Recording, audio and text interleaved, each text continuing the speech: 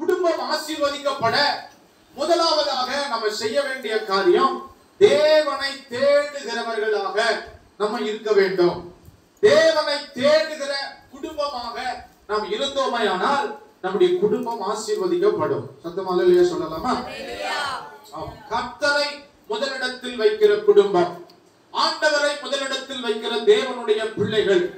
நிறைய வீடுகள்ல ஏன் பிரச்சனை, ஏன் சிக்கல், ஏன் போராட்டம் அப்படிங்கிற காரியங்களை யோசிக்கும் போது இதுக்கு பின்பதாக இருக்கிற முதல் காரியம், முக்கியமான காரியம் என்னன்னா ஜெபம் இல்லாமல் இருக்கும். தனியா ஜெபம் பண்ணுவாங்க, ஸ்தோத்திரம். அல்லது சர்ச்சில் வந்து ஜெபம் பண்ணலாம். நீங்க ஒவ்வொருவரும் குடும்பமா இருக்கிறவங்க குடும்பமா ஜெபிக்க ஆண்டவர் உதவி செய்வார். அப்ப குடும்ப ஜெபம், குடும்பமா ஜெபிக்கிற ஜெபம், கணவன் மனைவியா ஜெபிக்கிற ஜெபம்.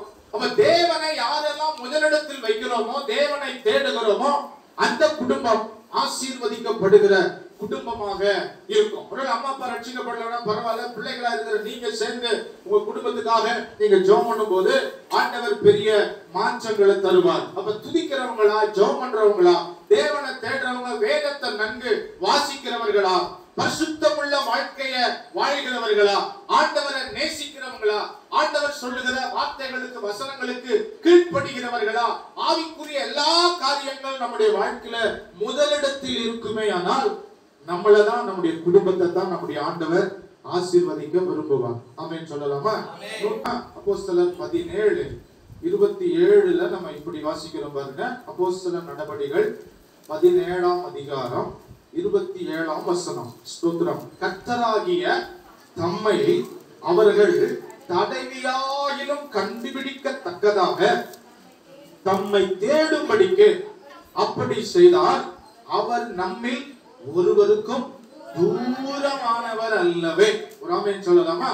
26ல இப்படி வாசிக்கிறோம். அப்போஸ்தலர் 17:26 மனுஷ ஜாதியான சகல ஜனங்களையும் அவர் ஒரே இரத்தத்தினாலே தோன்ற பண்ணி பூமியின் மீது எங்கும் குடியிருக்க செய்து முன் தீர்மானிக்கப்பட்ட காலங்களையும் அவர்கள் குடியிருப்பின் எல்லைகளையும் ஆண்டவர் என்ன செய்திருக்கிறார்?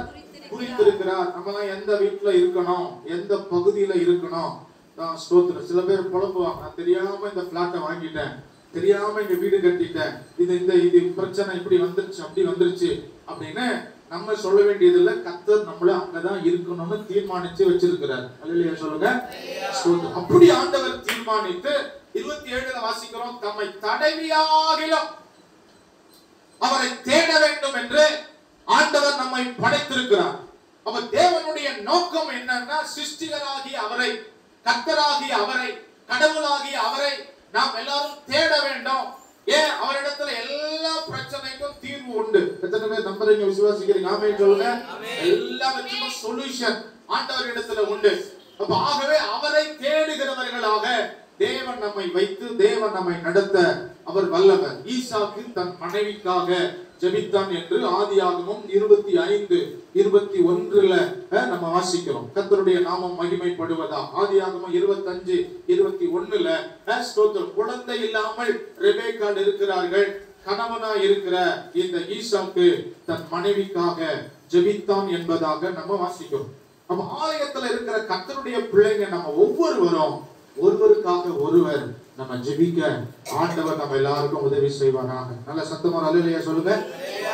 ஆமா, கர்த்தர் உங்களுக்கு தந்த குடும்பம், என் அப்பா, என் அம்மா, என் அண்ணன், என் அக்கா, என் தம்பி அப்படின்னு உறவு பாராட்டுகிற நம்ம இவங்களுக்காக மற்ற எல்லா உலக பிரகாரமான காரியங்களை செய்யறது மட்டுமல்ல, அவங்களுக்காக ஆண்டவரிடத்துல ஜெபம் பண்ணணும். நிச்சயமா கிரியை செய்வார். அல்லேலூயா சொல்லுங்க.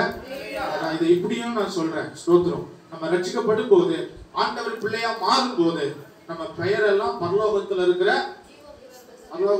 தம்பிங்க எல்லாம் சொல்லுங்க, எங்க ஜீவ புத்தகத்துல தூதனை வச்சு ஆண்டவர் என்ன செய்யறாரு? எழுதுற. அதுக்கு அடையாளமா நான் யார் பேர்லாம் அந்த சிலுவை படத்துக்குள்ள எழுதுறேனோ அந்த விசுவாசத்துல கர்த்தர் அவங்களை ரட்சிப்பார் அப்படின்னு நம்ம எழுதும் போது ஆண்டவர் நிச்சயமா அவங்களை ரட்சிப்பார். எத்தனை பேர் நம்புறீங்க? நல்ல சொல்லுங்க. அந்த விசுவாசத்தை கர்த்தர் நமக்கு தரணும். அப்ப நம்ம எல்லார் பேரும் எங்க இருக்குதுன்னா பரலோகத்துல இருக்கிற ஜீவ புஸ்தகத்துல இருக்கு. அந்த நிச்சயத்தோடு நம்ம இருக்கணும். ஆமென் சொல்லுங்க. நிச்சயத்தோடு இருக்கணும். என் பேரு பரலோகத்துல இருக்கிற ஜீவ புஸ்தகத்துல இருக்குது அப்படிங்கிற அந்த நிச்சயத்தோடு நம்ம வாழ ஜீவிக்க ஆண்டவர் நமக்கு உதவி செய்ய வேண்டும். குடும்பம் என்றால் பலவிதமான மனிதர்களாய் இருக்கிறதுனால ஒவ்வொருவரும் வித்தியாசமான சூழ்நிலைகள்ல இருந்து நம்ம குடும்பமா கூடுகிறதுனால பிரச்சனைகள், போராட்டங்கள் இதெல்லாம் இருக்க பல வாய்ப்பு உண்டு. ஆனாலும் குடும்பத்துக்காக நம்ம நல்லா ஜெபிக்க ஆண்டவர் கிருபை தரணும். ஸ்தோத்திரம். சர்ச்சுக்கு வர நீங்க வீட்டுல பிரச்சனை, போராட்டம், பிசாசு காரியம் அப்படிலாம் இருந்தா நம்ம எல்லாருக்கும் தெரியும். தேங்காய் இருக்கு, தண்ணி இருக்கு, வாரத்துக்கு ஒரு நாளோ 2 நாளோ வீட்டை சுத்தி நல்லா என்ன செய்யணும், ஜெபம் பண்ணிட்டு தண்ணி எல்லாம் என்ன செய்யணும், தெளிக்கணும். நான் இருக்கிற கர்த்தருடைய பிள்ளை, இந்த இடத்துல இந்த அதிகாரங்கள், இந்த ஆவிகள் எல்லாம் கிரியை செய்ய அதிகாரம் இல்லை அப்படின்னு நீங்க அதெல்லாம் நல்ல விசுவாசத்தோடு நம்ம செய்யும் போது ஆண்டவருடைய பாதுகாப்பு நம்ம குடும்பத்துக்கு மேல இருக்கும். ஆமென் சொல்லுங்க. ஸ்தோத்திரம் இருக்கும். அம்மா கெட்ட கனவு, இப்படி அப்பா போராட்டத்தினால பல காரியங்களை சந்திச்சா ஸ்தோத்திரம் அப்படிதான் இருக்கும், இப்படிதான் இருக்கணும் மற்றவங்களை போல நம்ம இல்லாம நம்ம குடும்பத்துக்காக ஜெபிக்கிறவங்களாக நம்ம இருக்க ஆண்டவர் உதவி செய்ய வேண்டும்.